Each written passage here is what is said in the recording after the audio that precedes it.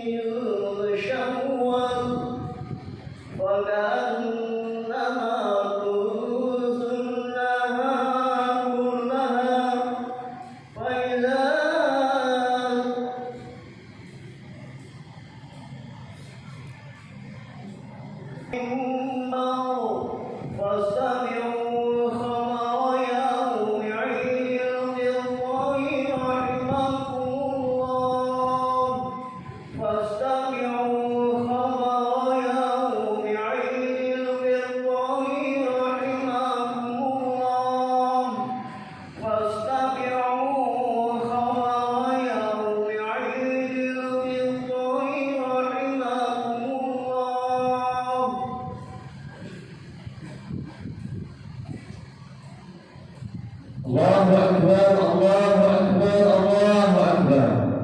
Allahu Akbar, Allahu Akbar, Allahu Akbar. Allahu Akbar, Allahu Akbar walillahillah. Allahu Akbar kabira walhamdulillahi katsira wa subhanallahi bukratan wa asila. La ilaha illallah wallahu akbar. Allahu Akbar walillahillah. Alhamdulillah alladhi hadana bi'ahdihi al-mukhtar man da'ana ilayhi bil-ithmi wa qad nadana labbayka ya man dallana wa hadana. Ashhadu an la ilaha illallah wahdahu la sharika lah wa ashhadu anna sayyidana Muhammadan abduhu wa rasuluh la nabiyya wa la rasul ba'da. Allahumma shalli ala sayyidina Muhammad wa ala alihi wa sahbihi wa barik wa sallim ajma'in. فيا أيها الحاضرون والمسلمون والمسلمات إياي بتقوى الله وطاعته لعلكم تفلحون. يا أيها الذين آمنوا اتقوا الله حق تقاته ولا تموتن إلا وأنتم مسلمون. واعلموا أن يومكم هذا يوم عظيم وعيد كريم أحل الله عليكم به الطعام وحرم عليكم به الصيام، فهو يوم تسبيح وتحميد وتهليل وتعظيم وتمجيد. فسبحوا ربكم فيه وعظموا وتوبوا إلى الله واستغفروا. muslimin wal muslimat, jamaah Idul Fitri rahimakumullah. Pertama, marilah kita tingkatkan ketakwaan kita kepada Allah Subhanahu wa taala bi'imtisali awamirillah azza wa jalla wa tajtanibu nawahihi, berpegang teguh konsisten dengan perintah Allah Subhanahu wa taala dan menjauhi segala larangan Allah Subhanahu wa taala.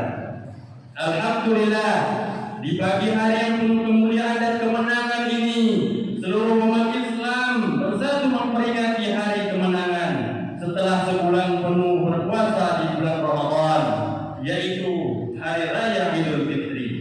Karena itu, dalam khutbah ini Khatib akan menjelaskan apa makna Idul Fitri, bagaimana kita beridul fitri, dan apa pelajaran penting yang kita dapat petik dari momentum Idul Fitri ini. Ma'asyiral muslimin wal muslimat rahimakumullah. Hari Raya Idul Fitri adalah hari raya kemenangan umat Islam. Sebagai umat Islam harus mengetahui apa makna Idul Fitri. Kata Id berasal dari akar kata ada ya'udu, yang artinya kembali. Sedangkan kata Fitri sebagaimana dijelaskan dalam Kamus Al-Munjid halaman 55 bermakna berbuka bagi orang yang berpuasa. Dengan demikian makna Idul Fitri adalah kembali berbuka puasa setelah sebulan penuh melaksanakan ibadah puasa di bulan Ramadan. Kata Fitri memiliki kaitan dengan kata fitrah. Dalam kamus yang sama, kata fitrah bermakna agama yang benar dan tabiat asal kejadian manusia. Maksudnya, setiap orang yang berpuasa selama bulan Ramadan dengan iman dan ikhlas karena Allah Subhanahu wa taala akan diampuni oleh Allah Subhanahu wa taala pada hari ini. Umat Islam kembali suci bagaikan bayi yang baru lahir. Bapak Ibu, jemaah yang dimuliakan oleh Allah Subhanahu wa taala, segala keburukan, kesalahan dihapus oleh Allah Subhanahu wa taala.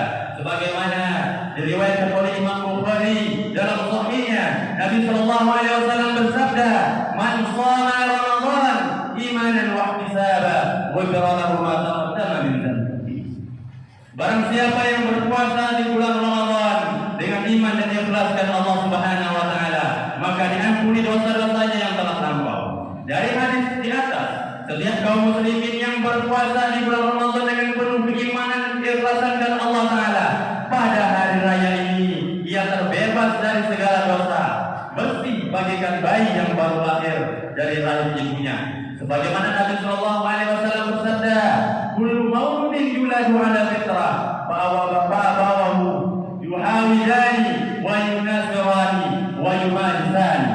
Setiap anak bayi dilahirkan dalam keadaan suci, Islam, fitrah sebagaimana, tetapi kedua orang tuanya lah yang menjadikan dia Yahudi, Nasrani dan Majusi. Rawahu Bukhari.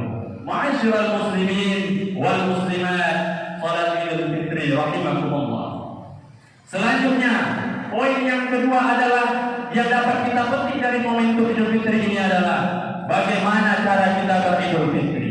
Kita perlu mengingat bahwasanya kita ini adalah makhluk sosial yang pasti memiliki kesalahan, baik kesalahan kepada Allah Subhanahu wa taala, haqqullah, dan kesalahan kepada manusia, haqqul adami. Kesalahan kepada Allah Subhanahu wa taala automatically Allah akan menghapuskan karena kita telah melaksanakan puasa di bulan Ramadan. Dan setelah melakukan puasa di bulan Ramadan, kita akan diampun oleh Allah Subhanahu wa taala. Namun kesalahan sesama manusia hanya bisa diampuni oleh Allah ketika kita telah saling memaafkan. Oleh karena itu, mumpung ini adalah hari raya Idul Fitri, hari di mana setiap muslim sedang bergembira dan berlapang dada, mari kita menghidupkan tradisi yang amat baik selepas Idul Fitri, yaitu tradisi saling memaafkan. Yang lebih populer adalah tradisi halal bihalal, yang memiliki kesalahan meminta maaf atas yang disalahi, dan yang bersalah juga memberi, dan yang disalahi juga beri maaf kepada yang bersalah. Tradisi ini sesuai dengan firman Allah Subhanahu wa taala dalam surah Al-A'raf ayat 199. Qul afwa wa'mur bil 'urf wa'rid 'anil jahilin. Jadilah engkau pemaaf dan seluruh orang mengerjakan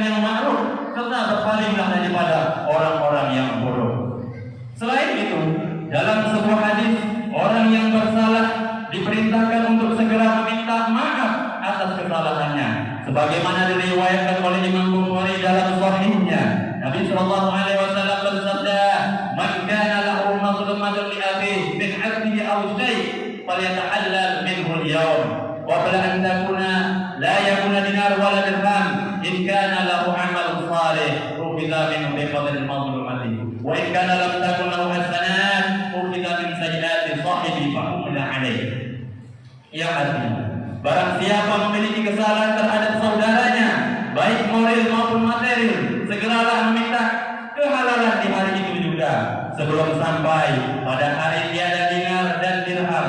Jika itu terjadi, bila memiliki amal baik, amal tersebut akan diambil sesuai kesalahannya.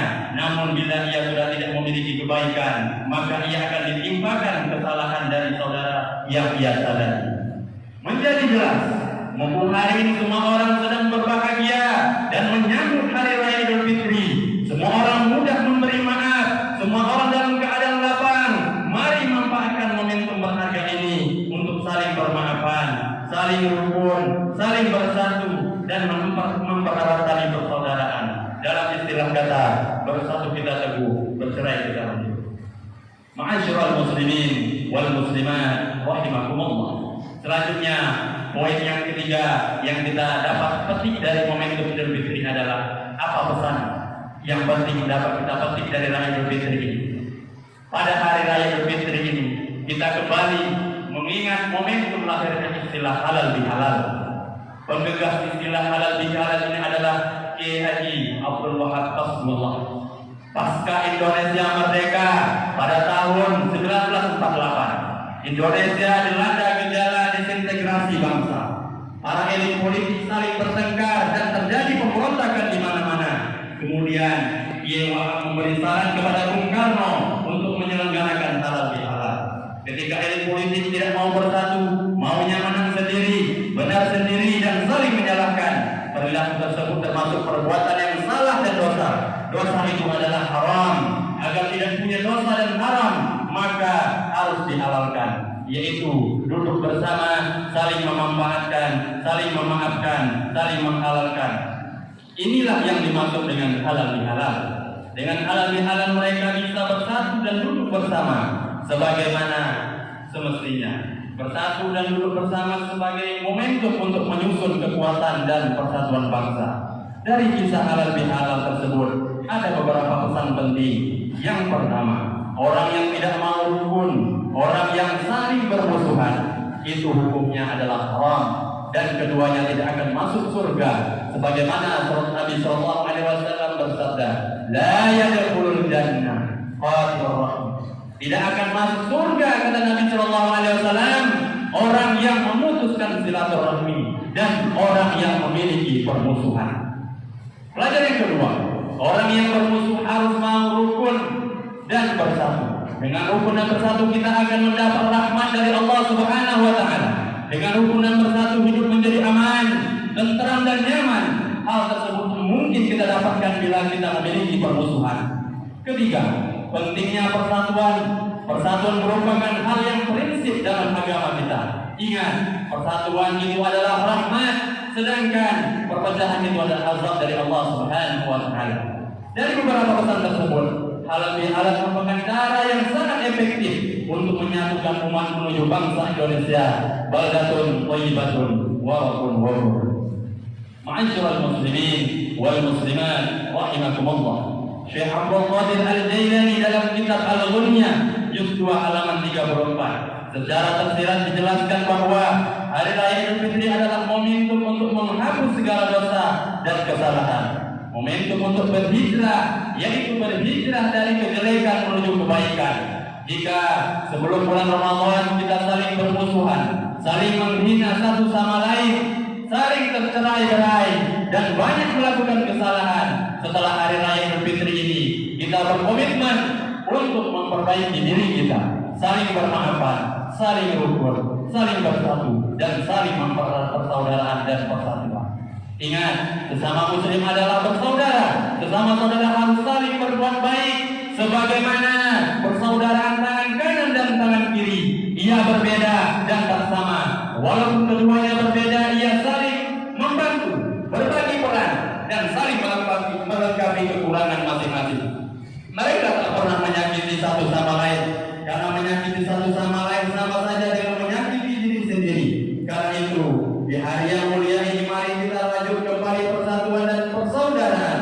Kita pemilu boleh berbeda, persatuan dan persaudaraan harus kita jaga. Semoga hari raya Idul Fitri ini menjadi momentum bagi kita untuk semakin baik, semakin rukun, semakin bersatu, cinta damai, dan mendapatkan rahmat dari Allah Subhanahu wa taala. Ma'asyiral muslimin wal muslimat, rahimani rahimakumullah. Terakhir, sebagai penutup,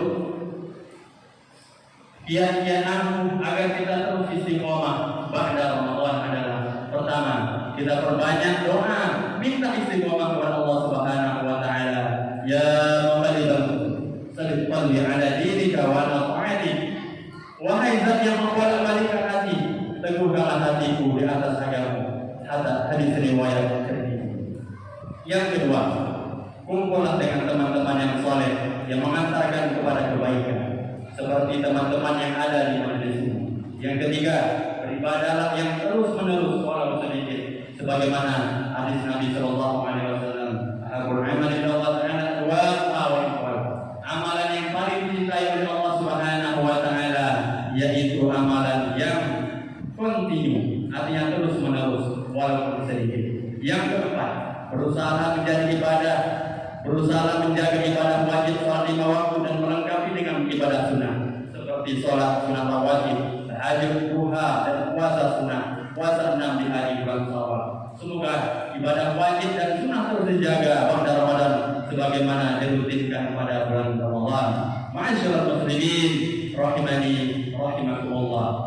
Kemudian nasihat terakhir adalah saya petik dari Ibnu Rajab Al-Hambali rahimahullah dalam kitab Al-Lataif Al-Mahir, sebagaimana dijelaskan, laisal ilmu liman la yutajadi wa innamal ilmu liman ta'atul hadid. Laisal ilmu liman la jamula bil libas wa hukum wa innamal ilmu liman ghufirat lahu dzunub. Yang artinya, hari raya ini tidak diperuntukkan orang yang memakai pakaian baru tanpa jeda. Hari raya ini diperuntukkan bagi orang yang semakin bertambah ibadah dan taat kepada Allah. Hari raya ini tidak diperuntukkan bagi orang yang bagus pakaian dan kendaraannya.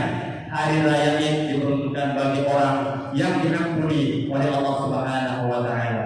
Kaum muslimin rahimakumullah. Sekian khutbah yang dapat saya sampaikan.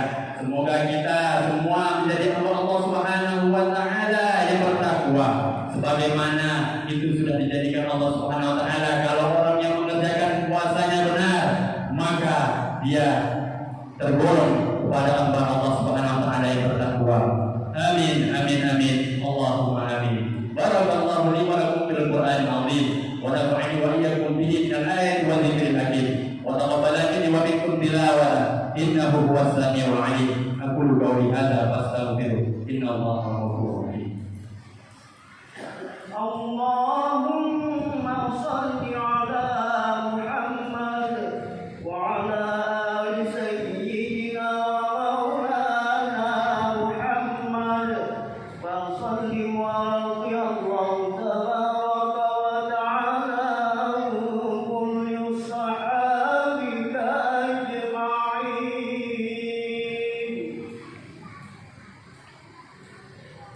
Allahu akbar.